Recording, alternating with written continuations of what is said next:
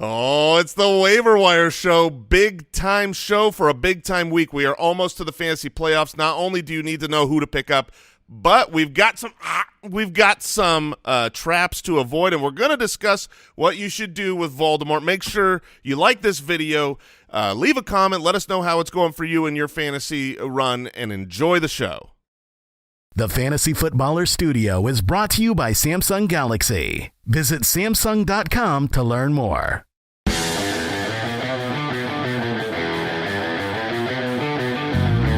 Welcome to the Fantasy Footballers Podcast with your hosts, Andy Holloway, Jason Moore, and Mike Wright.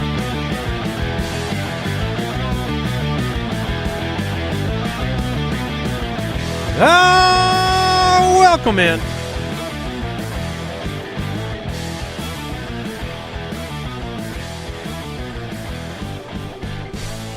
Tuesday, November 29th. The Fantasy Footballers Podcast. The We're the one, Jason. The one. We had a thing going and you messed it up. I was adding with the one. Yeah, but you downgraded us to the. Okay, I apologize. The is very superior to the. Yeah, I mean, we've always been a the, so why change us to a the? I'd like to apologize. Yeah. Also, to my family. Redo the voiceover for the intro. Oh, I make a note. Got it. At the FF Ballers on Twitter, by the way. 1 E.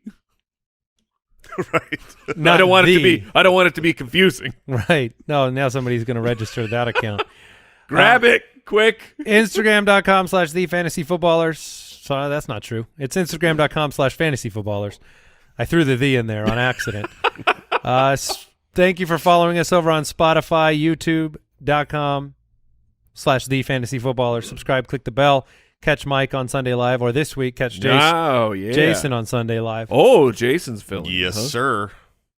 And jointhefoot.com, our fantasy football community.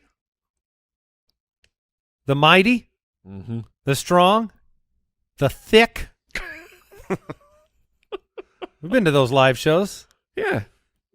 Packing it away. Look, we represent everyone. Team Hefty Boys represent. I'm a man of the people over here. The hashtag Thanksgiving giveaway for the Megalodon episode has been complete. Congratulations to CeeDee Lamb signed jersey goes to Andy Rutherford. All right. Congratulations, Andy. Who has to be some sort of sheriff.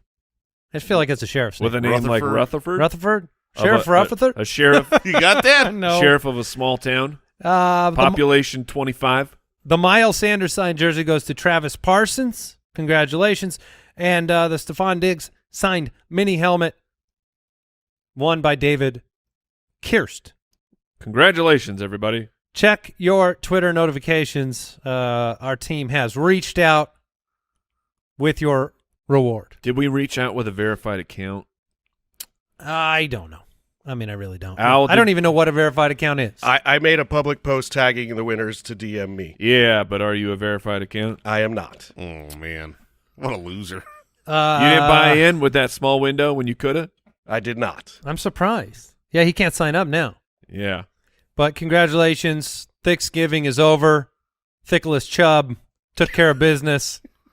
Monday night recap, we had the joy of watching the Steelers take on the Colts. Now that both teams are they both 4-7 now? Or I guess that was probably before the game, or is that after the game? The Colts have a tie from week one. Oh, against that's the right. Texans. That's right. The Colts, Matt Ryan, I think he had 19 first-half passing yards. Jonathan Taylor looked good. Michael Pittman. He did all right. Did all right. I think 100% of people will take 7 for 61 and a touchdown. Absolutely. So that was nice. Jelani Woods led the way. What in the world? Every play in the second half was to a tight end.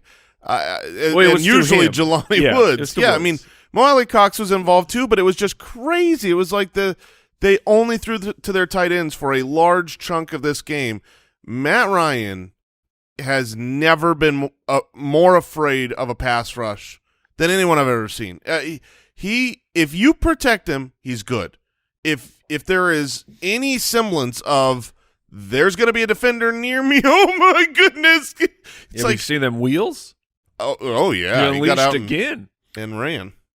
I mean, that's late career quarterback play, right? You can't move. You're afraid. Geriatric pocket.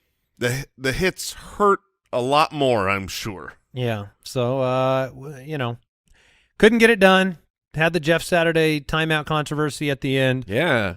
Yeah, what happened? He defended himself saying they did not need to, but the entire world, I mean, I'm assuming you guys were staring at your screen going like, I was passing no judgment. I was like, call a timeout. Why aren't you getting up and calling a timeout? What is happening? And then, I think their plays could have been more well-formulated had they been able to regroup. But the Steelers had no idea that the run was coming on third down. I mean, he's not Jeff Monday. Nope. So can't really blame him for that. Nope. I mean, just really, really good overall head coaching. Najee Harris knocked out after a touchdown with an abdominal injury. Yeah. We don't know the severity yet. Obviously, he was ruled out in that game pretty quickly, and so that leads us to worry. And on today's Waiver Wire show, we're going to talk about the backups, one of which is injured, and the other is not good. But Benny Snell did score a touchdown. He didn't just score a touchdown. He looked good against the Indianapolis Colts, 12 for 62. So he'll be featured today. Yeah, that's a very difficult decision. And then George Pickens led the way yardage-wise. Him and Deontay didn't really get it done for fantasy. Neither scored. Pickens was 3 for 57, had another highlight reel. He has one a week down the sideline. Does something special to catch the football, but no touchdowns. In this one, they went to the running backs. Steelers eke out the win. Anything else from this game? I mean, Paris Campbell really replaced by Jelani Woods this 1 week at least. It was very strange. Yeah, I don't think that's prescriptive. The only other thing I would say is Kenny Pickett, he looked a lot better to me this week. It's nice to see a rookie improve upon what you've been seeing. That was my only other takeaway. Was not picked off. Little glimmer of hope for the future. Okay. All right. We like glimmers. I love hope. News and notes from around the league. Presented by USAA Insurance. I didn't even see this news yet. What? Melvin Gordon. You missed this? Expected to sign with the Chiefs practice squad? Yeah. Wow. Did you take the afternoon off? Like, this was huge news. I missed it. You missed all your alerts. Yeah, Melvin Gordon. I completely missed that alert. This one is also interesting. I mean, the fact that the Chiefs claimed him, look, he's on the practice squad. They've already said that the plan is he'll go to the practice squad, work his way up. I mean, Isaiah Pacheco has been delivering what they far more than you could possibly have hoped for from a seventh-round rookie running back. But this, like, over the course of the next month, this at least could shake things up. So if you've got Pacheco or McKinnon, I mean, you at least have to be. You can't just sit back and be like, "Yep, got it locked down. I got the Chiefs guys. I got the runner. I got the pass catcher." Melvin Gordon could screw everything up. Yeah, he'll probably be called up. He plays the Denver Broncos twice the rest of the season. I'm sure that's partially why he signed there. And I expect in the offseason him to sign with the Raiders. He has to. Complete the division. He's just going to stay right there and go all four teams and then retire.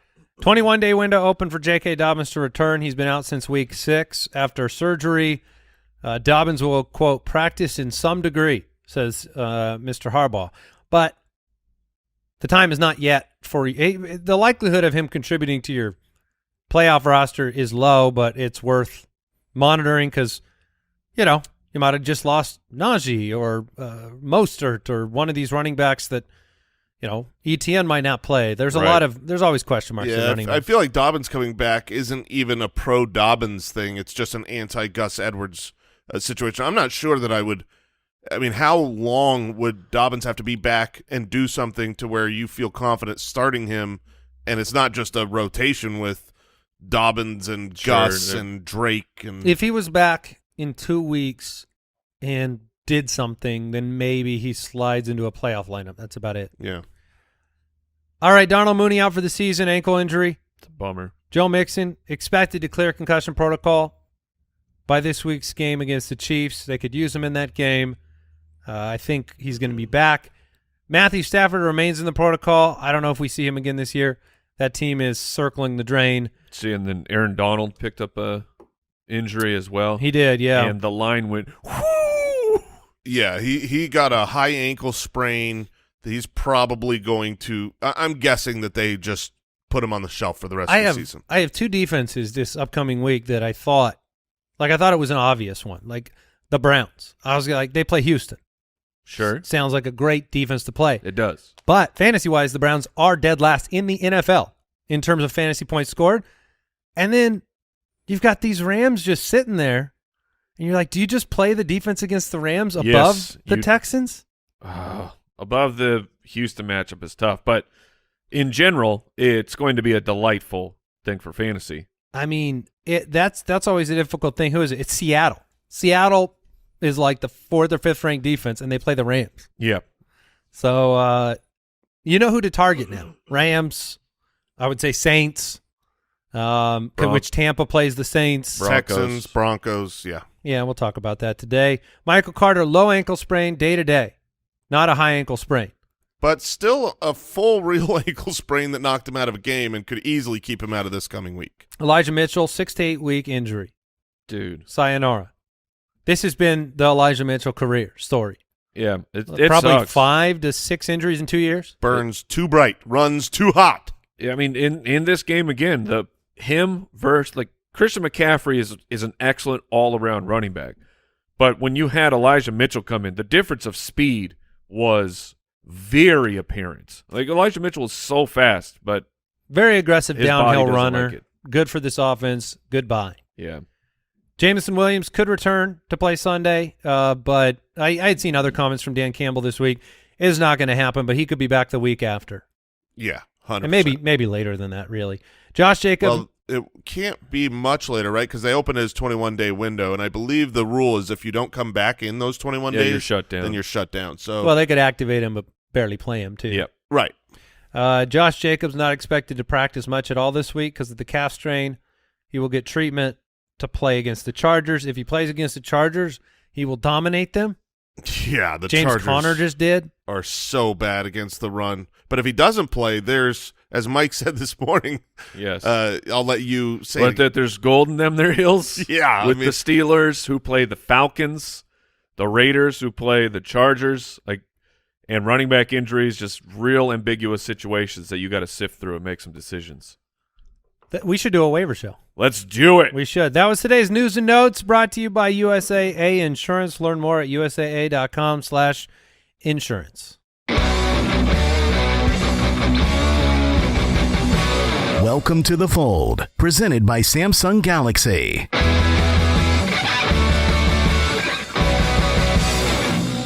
Cardinals and Panthers heading into the bye, week 13. No bye weeks with the Deucer's Alley. I mean, we've got the full crew today. Finally. Never. Never a bye week. No bye weeks. Uh-huh.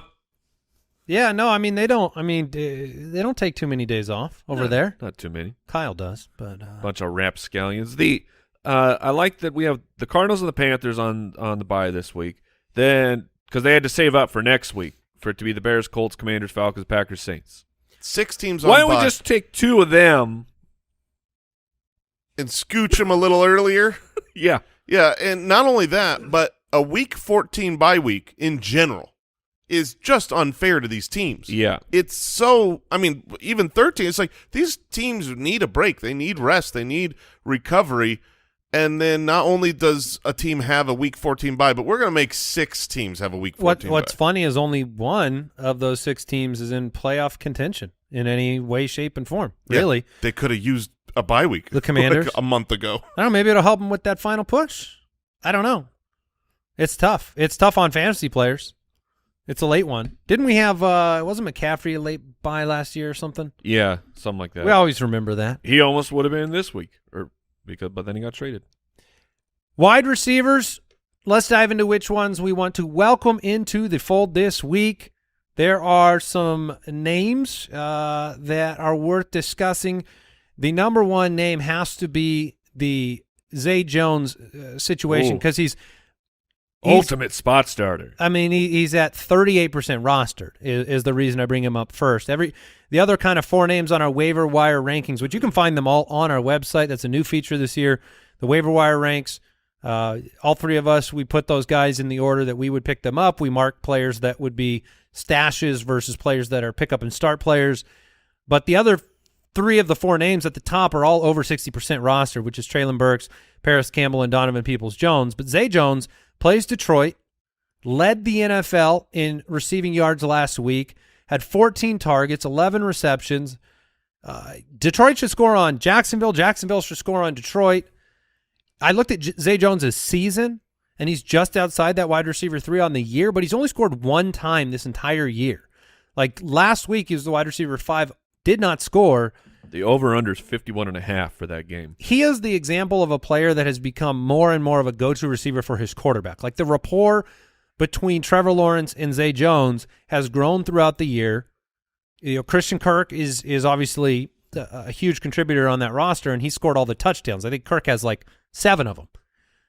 But don't undervalue Zay Jones heading into your playoffs because certain players like this crop up and surprise people and win championships. Yeah, and you know, we spoke about Trevor Lawrence yesterday, but Trevor Lawrence he's getting it together. He's turning into the player that you hoped you were drafting when you took him number 1 overall. And if he continues to ascend, I mean, this is just great news for Zay Jones and Christian Kirk and Evan Ingram and, you know, the whole group. But I definitely think at wide receiver, Zay Jones with the matchup, and it's not just against Detroit, but it's in Detroit, which is where you want Detroit to play so that they can score and keep up. I pretty much love just about everybody in that matchup. I was just taking a look at Evan Ingram because I didn't remember him popping up last week. No, it was nothingness. It was a Zay Jones week. What a crazy week with that many passing yards. Just one target? What the heck? How do you know when he's going to be good, Schmevin?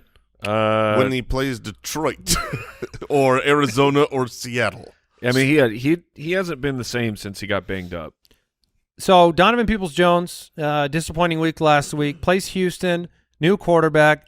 It's worth just paying attention to.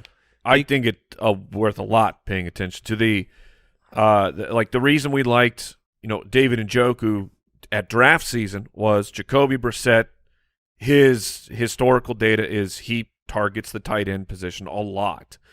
And then you go to Voldemort here, and Voldemort loves going down the field. And that Donovan Peoples-Jones can fly. So, like, those skill sets tend to match up. So I think that he is very interesting. And has also already had, like, a pretty decent breakout campaign. Let me bring up some names as well that I believe are trap names that will be chased by your league, and I would sign other players and let your league take these guys based on last week's performance. And there's actually 3 of them. Okay. Number 1 is Elijah Moore, who had the touchdown but played 35% of snaps. Number 2 is Matt Collins, who got into the end zone, but he had been, even though he had been out there a lot, not a lot of fantasy points. And then number 3 would be Isaiah McKenzie, who I know we all want him to be a thing because he's sometimes a thing, but week 11 was a goose. Last week was good.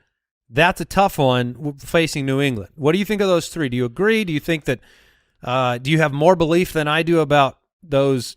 Because they're all touchdown guys from last week. Yeah, it's certainly 3 players who are inconsistent. So saying it's a trap they're not guarantees here at all.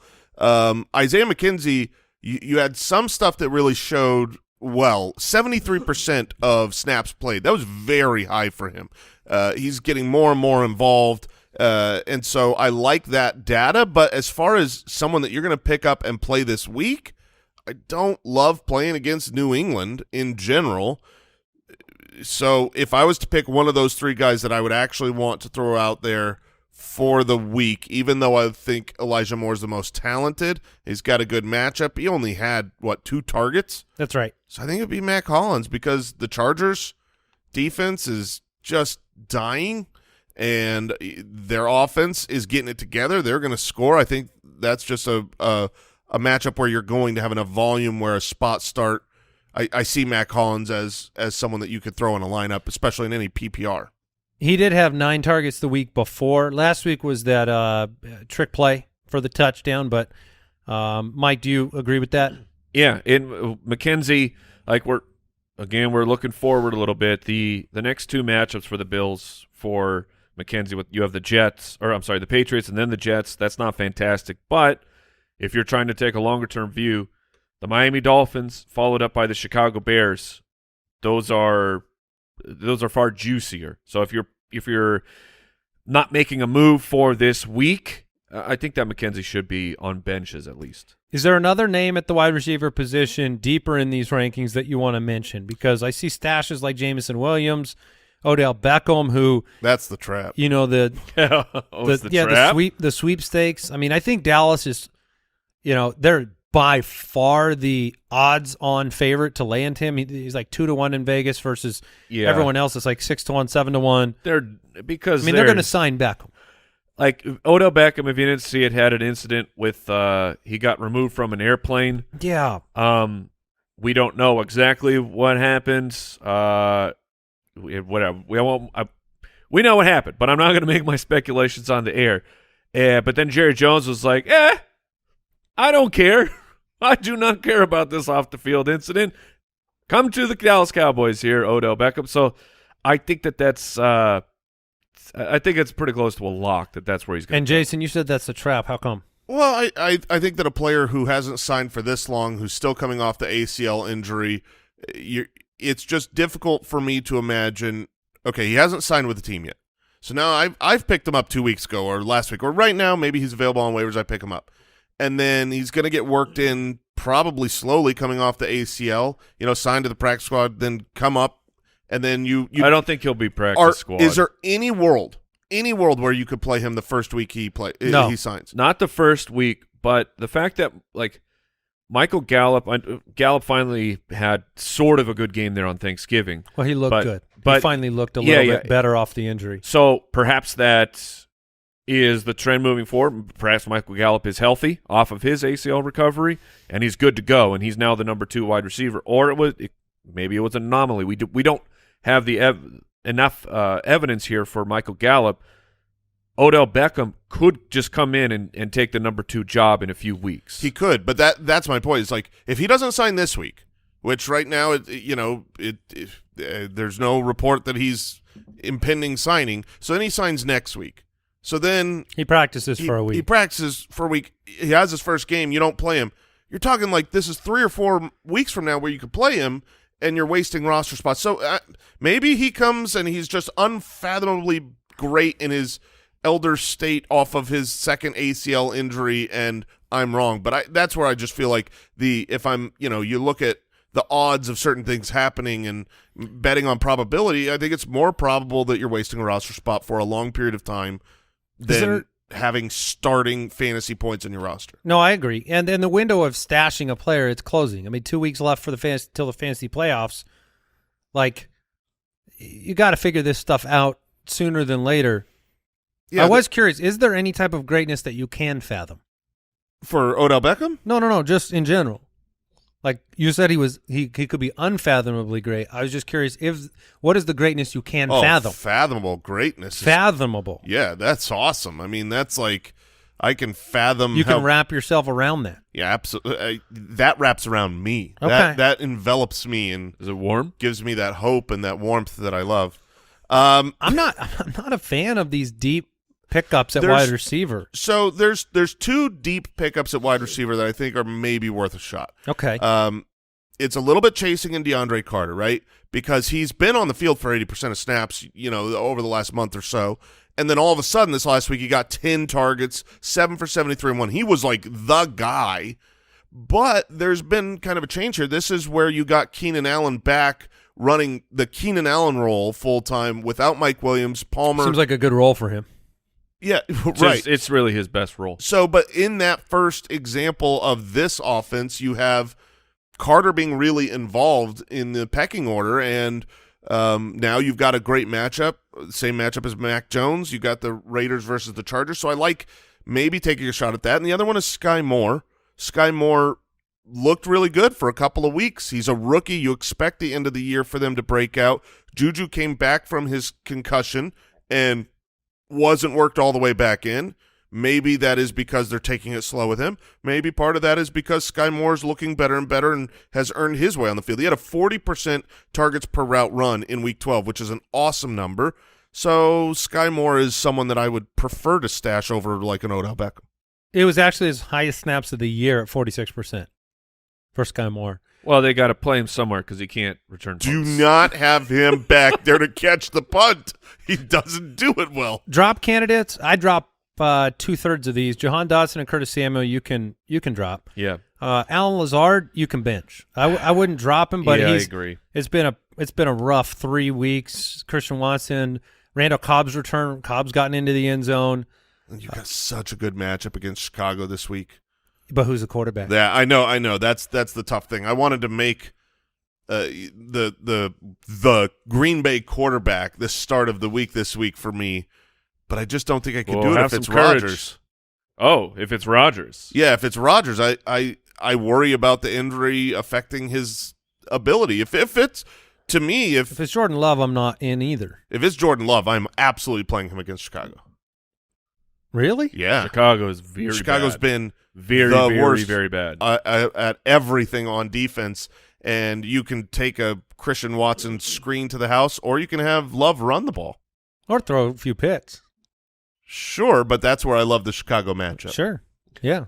That's a lot of confidence for Jordan Love. You guys used to have to be persuaded to even think he could be something. That is true. Stay water, my Chicago friends. Bears will do that. Yeah, let's take a break, get back with running backs.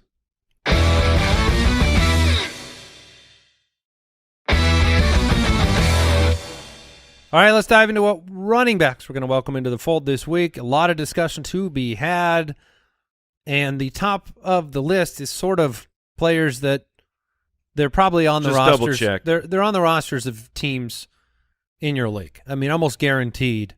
If you're in a competitive league, these guys are taken. Brian Robinson, big week last week, probably rostered. Mm-hmm. Yeah, Samaje Perine, probably less relevant even now than we thought. I'm not going to fight for him. No. I'm going to – he was higher because we didn't have the full Mixon news, but with it trending more that Mixon will be back, Samaje Perine will be moved down. Now, the majority of the big signings at running back are – unfortunately, extremely dependent on later in the week news. So you have to shoot your shot with a lot of situations we don't know for certain. There's 3 teams, right? There's 3 teams, the Jets, the Pittsburgh Steelers, and the Las Vegas Raiders, where you have question marks with the starting running back. You're not 100% sure. And the Jaguars. And the Jaguars to a degree. You're not like yes. They said that Travis Etienne was cleared to come back, but he didn't, and it's just you don't know 100% that he's going to be good to go. Correct. Yeah, I think the way that I would, and we can all talk through this. I think that Michael Carter will miss a week. I agree. I think that Josh Jacobs will play. This team has won 2 straight overtime games. He just put up 300 yards. I think the team has given us evidence that if he tells the team he can play, that he's going to play. He's actually been pretty on the side of playing when these circumstances happen for Josh Jacobs. They didn't pick up his 5th-year option, so as brutal as that sounds, it's like just get every ounce of juice out of that. Squeeze it till it rings dry. He's winning games for them, and his situation is one where there's a platoon of backs behind him that don't give me the clarity when you combine that with him probably playing. With the Steelers, that situation is really tough too. Like Jaylen Warren's missed a lot of time. I don't think Jaylen Warren's going to be given he's not going to get the full workload when Benny Snell played like that, and he's coming off of an injury where he hasn't played. And I was looking into it. It's a hamstring injury. He was did not participate in practice all last week.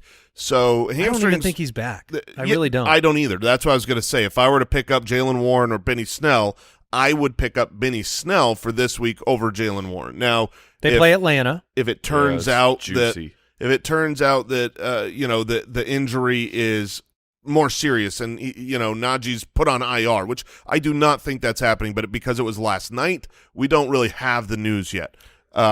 Then I would pick up Jaylen Warren because once he's back, I think he'll run ahead of Snell. But if I'm looking for this week, I would pick up Benny Snell over Jaylen Warren. Now, Mike, if you're staring down Benny Snell or JaMychal Hasty, neither of them are rostered. Do you? And you have to make a gamble right now. They both have good matchups, Atlanta and Detroit. I lean Snell, I'm not. I'm not certain that Etienne walks right back into a full-time role either. Like, if Najee plays, Benny Snell probably doesn't see the field very much. Whereas JaMychal Hasty probably gets some snaps.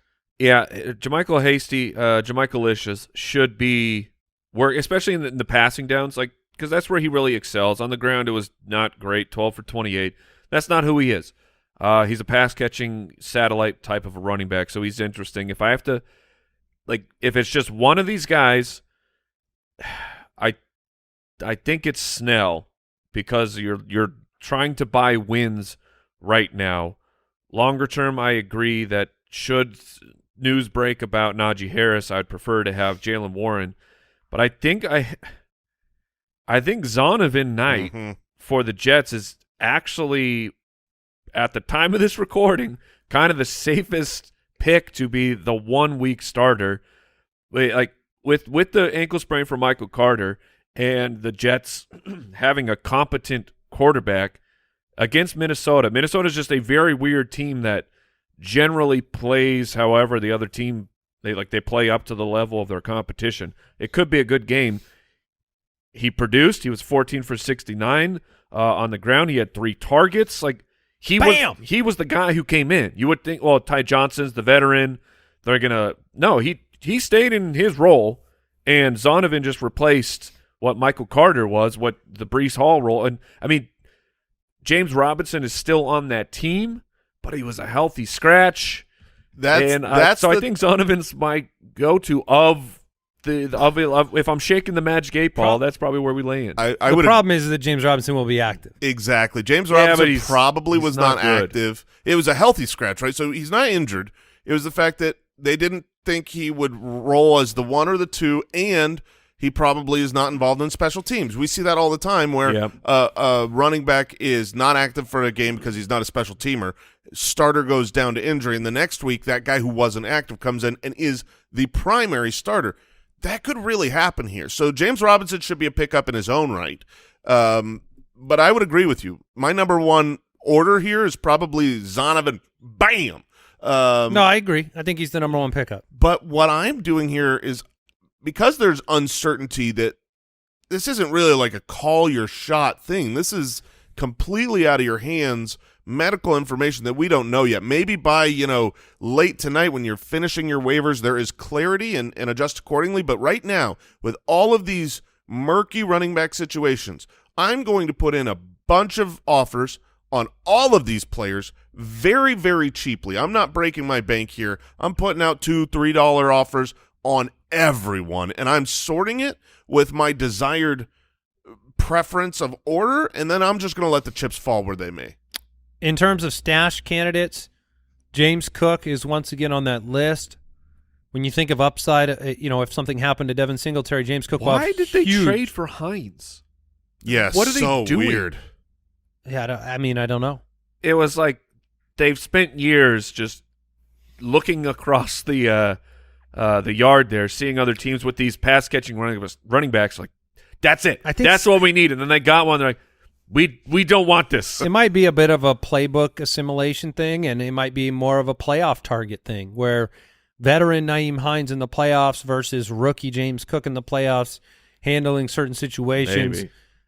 We've certainly seen veterans make more of a contribution in the playoffs before. Deion Jackson back behind Jonathan Taylor, Madison, Vaughn. Yeah, now is the time. You want to be stashing your insurance running backs. I almost choked there. I did see that. Yeah. Guy, look, I'm still recovering, man. That reminded me of when we did our beach race. and you had the world's the hiccups? worst case of hiccups That was brutal. for like an hour. Had to be over an hour. Had to be. I mean, Mike went It back to was- his room that night, It was excruciating. still hiccuping. If you've never experienced This a was bout of the violent hiccups, yeah, like you cannot control them at all, and they're very strong, and it just lasts think forever. They literally hurt your esophagus. Yes. It's like, ow, you stop it. seem like you had something new, like a new. I thought it was hiccup my disease. life. I thought you were going to die with that. Not like in the moment, but like the rest of your life. After about an hour, I was like, well, this is Mike now. This is the end. This is how he Yeah. lives. And But to yeah. speak to one more situation that is really kind of important, because you want to start your insurance policy plan at least with the running backs that have an issue that could lead to them being held out, and that ultimately is San Francisco. Christian McCaffrey is dealing with an issue with his knee. I mean, Kyle Shanahan came out and said as much. So when you look at Jordan Mason, who had the opportunity, But this is the special teams thing as well. I agree. I know, and Ty Davis Price is involved, but Jordan Mason looked all right. And so, you shoot your shot there because you're one Christian McCaffrey sore knee away from a start for San Francisco. If you talk about a situation that you want a piece of, give me that. Yeah, but so you have Jordan Mason, who is a special teamer, so he got the opportunity. Ty Davis Price, 3rd round rookie pick this year, I believe. Was that a trade up? Is that right, Kyle? 3rd round. Yeah, well, trade up is usually that's the death sentence For sure. for San Francisco That's why players. I was worried. But he has the profile of he seems like he would be the next man up. I imagine he will be active now that Elijah Mitchell is out. And then quick back to the Raiders. How are you prioritizing that? Are you going with Zamir White, the rookie, or are you going with Amir Abdullah, who It's so close. got the snaps with this past week with Jacobs? I'd go Zamir. I like usually going with the rookie, but whenever I've watched him, he just hasn't looked that good. Abdullah catches passes, so I Kicks guys during his celebration. That's awesome. Gets flagged for it. I lean Abdullah, but I agree it's so close. And this is, again, why I'm just going to order it in my preference, but I'm not spending up on any of these guys. If someone grabs Abdullah before me and I get Zamir White or vice versa, whatever. All right, tight ends we're welcoming into the fold this week. Look, I've had to sign a few, put in waiver claims. Not a good time. It really isn't. It's a No, it's a bad miserable week. time. It's basically like, I mean, the names on this list are awful. I guess Hayden Hurst is at the top of it. Yep. But then beyond that, it's like Evan Ingram, 1 for 4 last week. Goose for Jawan Johnson? No. I don't want Higbee if he's been dropped. Not with this offense. Hunter Henry looked really good. Should have had 2 touchdowns. He's probably second on my list. And if you play Foster Moreau, which you can do, you'll be happy if he scores and you will be very unhappy if he doesn't. Well, get 40 yards. Or 33. Yeah, it's, 30 to 40. Yeah, it's not a great week for tight ends. Hunter Henry is, outside of Hayden Hurst, who's probably rostered, Hunter Henry is the most talented of the actual players. So if you want to bet on talent, go Hunter Henry. That being said, The matchup's good this week for New England. I want to bring that up because Mac Jones he's right, razor thin on my stream of the week. Like Buffalo is they're a disaster right now against the quarterback position over the last 3 games. When you compare what they did at the beginning, it's like red light, green light. Like it's amazing how bad they've been. So I only say that because Mac Jones, they've been letting him throw down the field. I'm hoping there's a change to the offense that's taking place that could benefit a Hunter Henry. What about Tyler Conklin? New York Jets. Sure. Not a ton. I mean, but he is on the field 79% of the snaps this past week, 3 for 50. You have Mike White. I'd probably go Hurst, Conklin, Henry. Okay. I would go Hurst, Ingram, Henry. I'm targeting the Detroit matchup. All right, let's take a look at those team defenses. We alluded to them earlier. Cleveland plays Houston. Like I said, that one it should be good. It's just it will. It's just a little bit. It will be good. It's a little bit of a capped upside situation for some reason with Cleveland. Like they just haven't had any games this year where they've impressed on the defensive side of the football. I believe, obviously it's very early in the week, but I believe that is going to be a rainy game, which is usually very good for fumbles and defenses. You have Tampa against New Orleans. New Orleans got shut out last week. Tampa they need the win. They're at home. Green Bay takes on Chicago. That one is that's if Justin Fields is correct. out, then I'm happy to do it. And then I was talking about it earlier, but I think Seattle against the Rams is the best one. Yeah, they might be the best. The Rams are closing up shop.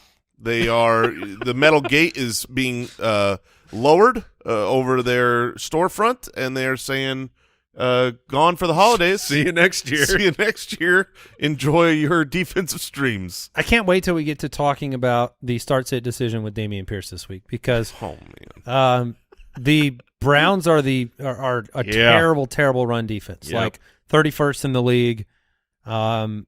They give up 26 points a game to the running back, and yet he has been – and now you saw Rex Burkhead, he's out. So Dameon Pierce is sitting there. Wait, he wasn't? Like there's an official now? He is actually injured. Oh, man. Yeah. So it's just going to be brutal because it's been – Then that means Eno will get called up, right? probably not. Well, I'm saying just Yeah, you need probably. to have bodies. Yeah, You can't just have Dameon Pierce as your only active running back. It'd be like, well, if he gets hurt, what? Who cares? They have a couple other guys on the depth chart, right? I don't know. Because we had we didn't have Eno called Was up it like Agumba Wale. Wale? Yeah. Oh yeah. He's the one who got There into you the go. end zone, and There you you have go. right now Troy Hairston's the RB4, not Eno, I think. So would you play the Browns or would you play the Seahawks? Like if you were prioritizing playing Houston or the Rams?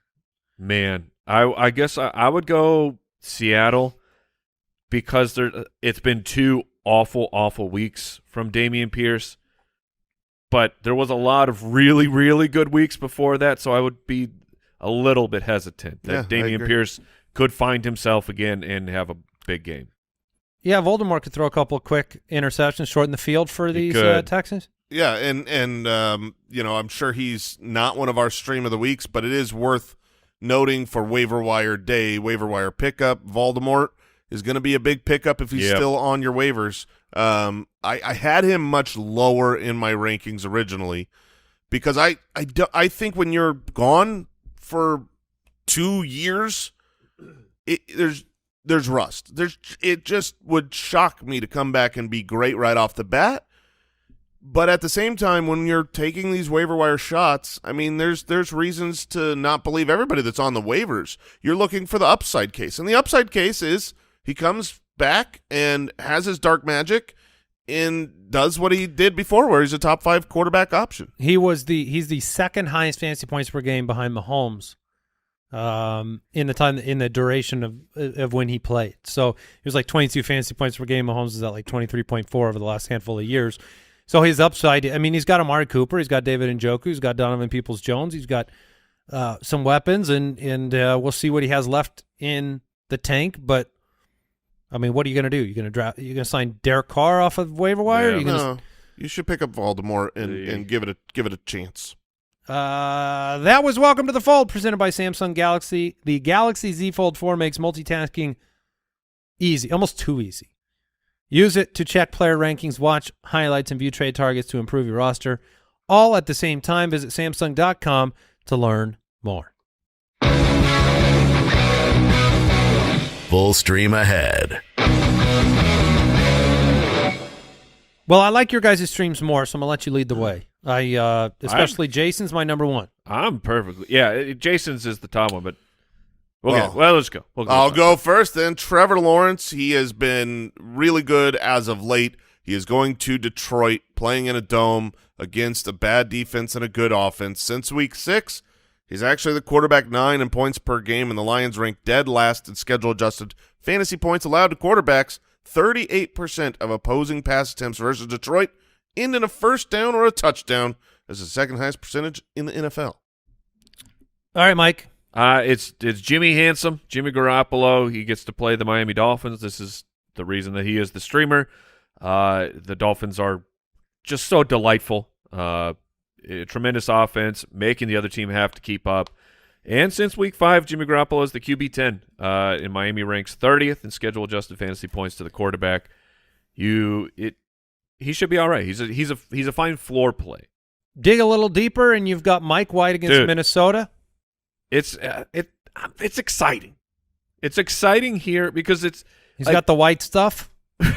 What was this? Well, that's not great. I thought you were doing some weird. No, it was definitely the white stuff. It's not the exact same situation, but it's like with Tua, where he's playing fantastic, but he has such incredible talent around him that it takes it to a whole nother level. And if Mike White really is competent to have the receivers that he has around him, like he should succeed for fantasy. The last 2 weeks, the Vikings are the best possible matchup that you could have this week.